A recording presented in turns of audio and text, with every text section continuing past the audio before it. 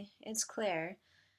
I am your 30 something female host on this YouTube channel, and this video will be for all the women out there who are in their 30s who really want a baby.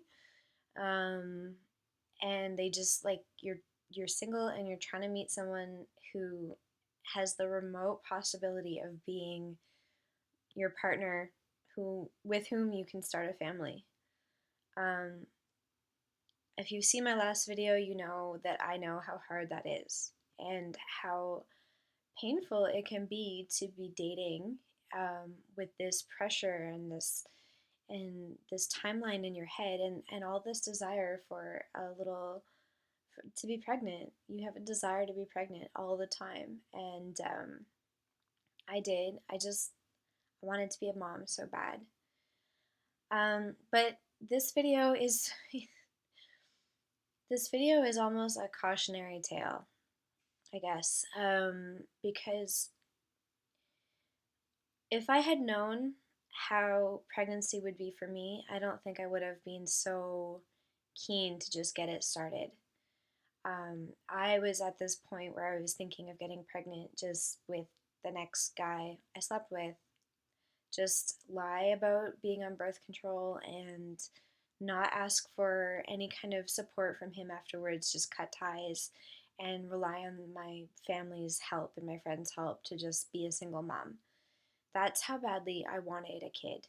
And I didn't want to ruin any guy's life, of course, doing it. It was entirely about me. I was at this point where I was tortured by my by the circumstances of my life. I felt like it was hopeless. Meeting someone and having a relationship that would be sound enough in the time period that I needed just seemed so hopeless. I just decided I was going to do it on my own. Holy crap.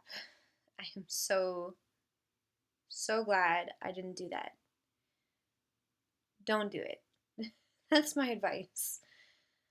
You may be the kind of woman who has an amazing pregnancy and no complications, no problems. You can go to work with no issues and you just feel wonderful. If you're over 30, your chances of that are a little bit less, let's face it. Um, and I feel like if I just am honest about my pregnancy, then um, maybe it'll help you make your decision about what you want to do moving forward. Um, so I'm currently 21 weeks along, so like 4.5 months basically. I'm halfway. The first 2 months were hell. I had a job that I had to quit because I was so sick. I just couldn't sit at my desk. I couldn't focus on work. I wanted to vomit all the time. But I never ended up getting actually sick. I just felt like that all the time. I was starving all the time, but every time I thought about food, I just felt sick. So food became like this complete obsession for me. Um, I remember trying to eat. I knew that if I ate, then I would feel better, but it was like all day long. It sometimes was worse in the evening. Um, I remember sitting at the kitchen table after I had quit and I was at home and I was doing like websites and freelance work a little bit, but I wasn't able to work really. Um, and I would make myself a sandwich and I'd be sitting staring at it and tears would be pouring down my face because I just felt so sick looking at it, but I knew that I had to choke it down because I was starving. It's hell. It was hell. And on top of that, I had complete fatigue, body fatigue. I slept like a 2 hour nap in the morning, a 3 hour nap in the afternoon. I basically was a write off. So if I had been single, um, I would have had to ask my parents for help paying rent, and they would have helped me. But because if I'd been single and I had gotten pregnant and just gone through with it, and wanted to have a baby and expected my family to help me, and then I was so sick that I needed them to pay rent, it's a very different thing for them to understand and to support than I have a partner. We had an accident. I got pregnant, and we're going through with it because we love each other. It's just a different thing. It's just a completely different thing for them to understand. And I'm really glad that I didn't end up having to put them through that, because that would have been really hard for everybody. So that was the first 2 months. And then I'll be perfectly honest, I have been on antidepressants for like the past year. Not a crazy thing to say, I hope. It's just a lot of people have a hard time holding on to serotonin. Their brains are just differently built chemically than other people's brains, and I'm one of those people. And normally not a big deal at all. But when you're pregnant, you're a completely you you know that there are hormonal imbalances when you're pregnant anyway, and that you're up and down. And basically, my medication just stopped working. So for the third month, I was finally not nauseous, but I was a total bitch. I was I was not nice to Damien, my partner. I was not. I had fights with people. I was um, still exhausted and grumpy and just really not a good person. um, Damien would go out almost every night because he didn't want to be around me, and it was it was really touch and go for a while. I would just nag him. Everything he did made me angry. Like every little behavior or little fault, I jumped down his throat about, and I would cry that he didn't love me, and like just I was just a mess. Um, so finally, I realized that there was something seriously wrong. It wasn't going away, and so I went to my doctor and I got an increase in my medication. It was very, very easy to solve that problem. Had I been single and pregnant, um, I mean, who knows? I wouldn't have tortured someone else, so that would have been nice. But I also just, you know, Damien was there and understanding and helping me through it, and he was kind and patient and forgiving. And, because he was able to forgive me, I was able to forgive myself and just realize that there was something going on with my brain and my body, and it wasn't who I am. And now, after that happened, everything is great between us. Like, we are so close, and I'm not angry, and our relationship is just more solid and loving than it's ever been. I'm so happy. Um, so, all of that is just what's happened with me. And after all of that, after the 3 months were up, I finally realized that, um, sorry, no, I mean the baby was big enough for the ultrasounds to come back with kind of more information about what was going on with the kid. And there were complications with that. So the first complication turned out to be nothing, but at the time, terrified both of us. Sent me into like 3 days of panic and crying and little panic attacks. The baby's a girl. We found out last week or the week before. I can't remember. I'll explain. It's been a long couple weeks. Um, so we found out that the baby's a girl, but we also found out she had a cyst in her brain. It's called a choroid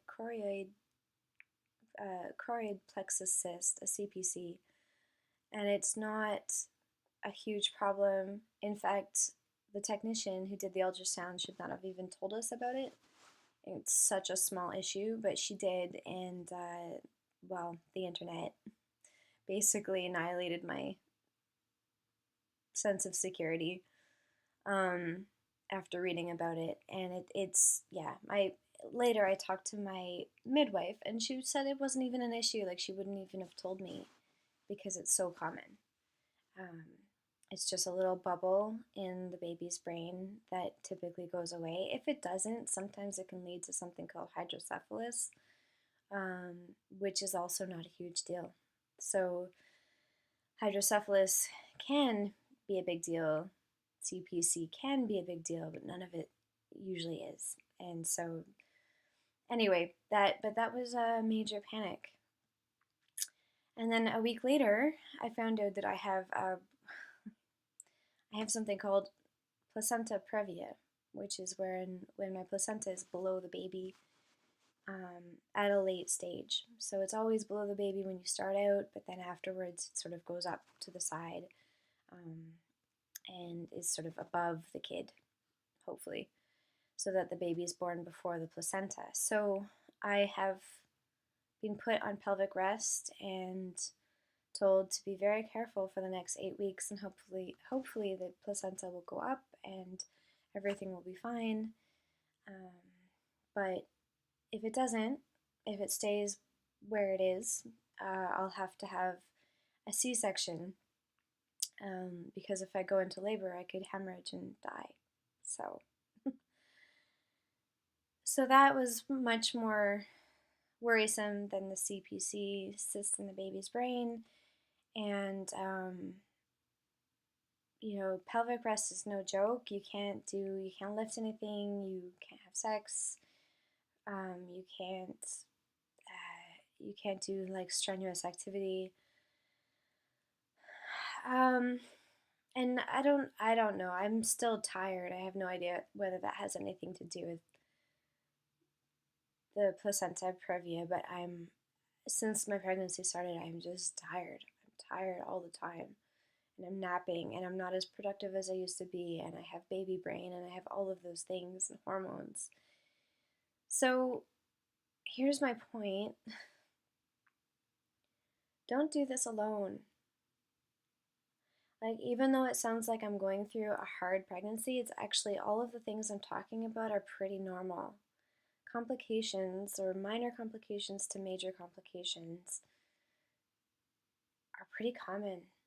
And if I had gone through with this, like I keep saying, without having found the partner that would help me and love me and wake up in the morning and talk to the baby and feel her kicks and get so excited about her, if I didn't have him,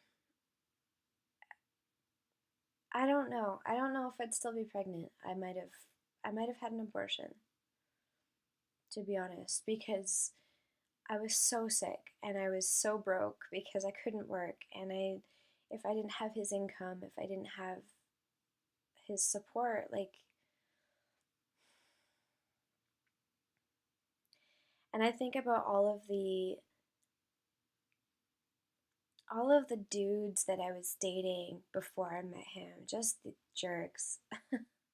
Some of them weren't jerks, they just didn't like me very much or care about me, so they were jerks to me. But, if I had gotten pregnant from one of them and just hoped, like, told him I was pregnant and just maybe hoped that he would come around to loving me, because that's what I would do. I'd meet these clever, sophisticated guys who are usually dating 2 or 3 girls, as well as me. And I would just try to like sleep with them and hope that they would just change and become partners and become boyfriends, become guys who are ready for that. Like I would say, well, it's really hard these days to find a guy who's actually knows he's ready, so just meet a guy who's like not sure and then he'll come around. No, it doesn't work like that. And I don't know why I thought it worked like that, because it doesn't. Meet a guy who's ready. And I know they seem boring because they're not going to fucking Berlin on tour with their band, or because they're not, flying to Dubai to do a job for their company. Okay, some guys who are ready to be boyfriends might be doing those things, but my point is, sometimes the person you're looking for is just a straight up nice guy, a dude who's working hard and saving up for a car and doesn't have the kind of ambition or the maybe the artistic mystique that you think that you need. But they're there and they're overlooked all the time by women who are sometimes totally hypocritical about what they're looking for. They say they're looking for a down to earth, sweet guy, and then they meet these guys and they just find them boring. If you go to my website, which is called 30somethingfemale.com, you will see an article about anxious and avoidant personality traits. I don't know if you'll agree with this, but it certainly opened my eyes. I realized that I have a kind of anxious personality type, which means that I was attracted to avoidant personality types because these guys who are avoiding intimacy were very exciting to me. And I thought that because they were so exciting, which means they activated my anxiety, that meant that I was in love with them. That I was really excited by them and they just like I was focused on them and kind of obsessed with what they were doing or thinking or wanting. But that's not love. It was never love. It was just sort of a habit that I had formed over the years that they had triggered. Read that article if this is at all becoming familiar to you, because it really helped me. That the book that I recommend in that article really helped me understand something about myself. Major turning point for me. Pop psychology is just abhorrent, and I'm sorry that I'm asking you to even look into it, but you know, take my word for it. Some of it does cut through the crap. Some of it really does. And some of it opens your eyes to the kind of choices you're making and the kind of stories that you're telling yourself about what you're looking for and what excites you and what it's all. You can't believe everything you think. You just can't. Anyway, I hope this has helped you understand the kind of process I went through, and why I'm trying to do this website where I'm just, if you're out there suffering and you're out there like single and you're in your 30s and you think that it'll never happen for you, Damien and I knew each other for like 9 months when I got pregnant, or 10 months. It can happen so fast. It can.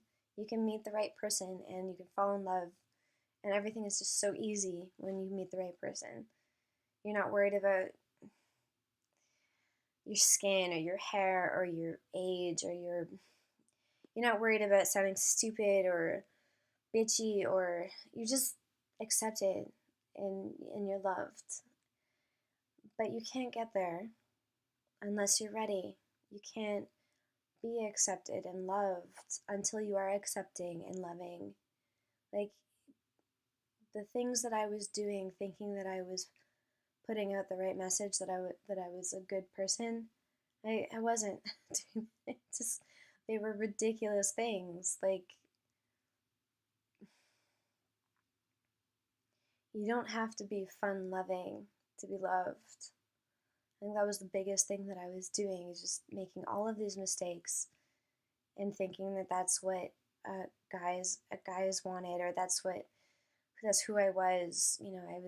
I was the cigar smoking, like fun, scotch drinking, intelligent, classy girl. That's not who I am. And the guys I attracted didn't love me. So, okay, that's my cautionary tale. Please don't get pregnant without the support you need. And please read more about, I'll try to write more articles this week and write more about what I went through. Thanks. Bye.